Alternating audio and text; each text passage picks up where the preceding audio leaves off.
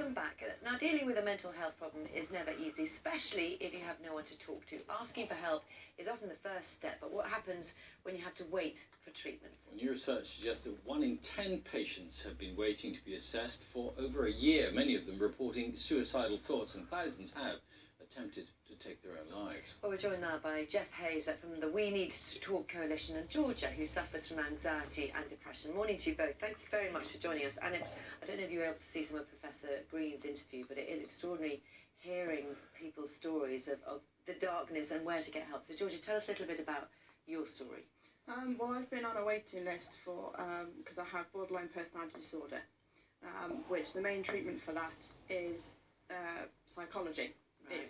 That's the main guaranteed treatment, and it's the highest results of accuracy. And the waiting list in my area at the moment is 2 years for that treatment. Now, I was put on this list in May, so I'm barely making progress at all. I'm also on a 3-month waiting list for counselling. So as far as support at the moment, I have my GP, and that is it. So it's very difficult to try and deal with something that's it affects every part of your life. It's morning, it's every single day, and you've got no proper treatment for it. Yeah.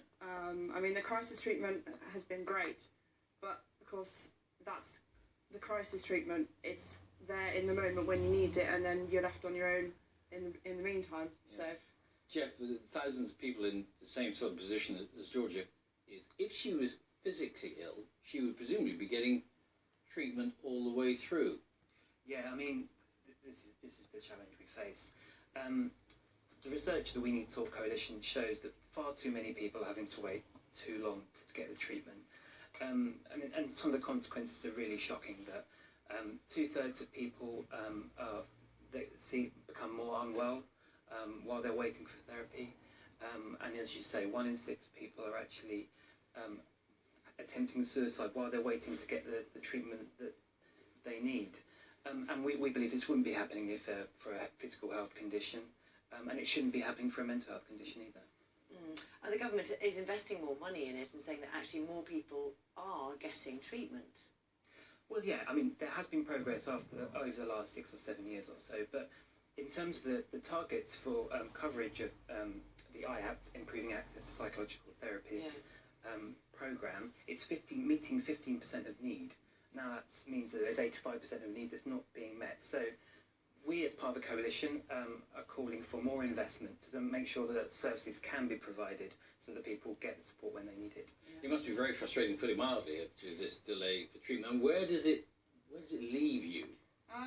Well, it's left me in a bit of a mess, really. I mean, not having the proper support around us, and I mean us as in, there's a lot of people in my situation. Yes. And I'm on a couple of forums, and I talk to other people who are in exactly the same situation, and we're all crying out for this support.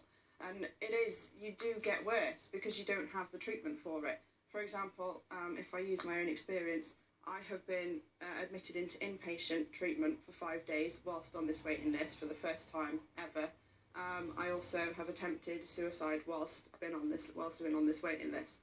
So it really is life-changing whether you get this treatment or not, and the length of the waiting list it's everything. And of course, we know that you've got support here in the studio and support from your family and all the rest of it. It has an impact beyond you as well, doesn't it? Yeah, definitely. It affects everyone around you. I mean, it affects work, it affects friends, family, everyone, because obviously if you're not getting the proper support that's out there, your friends and family are having to do that, having to step up and almost be your carers in some instances, which they shouldn't have to do, because that changes the whole relationship and puts strain on everything.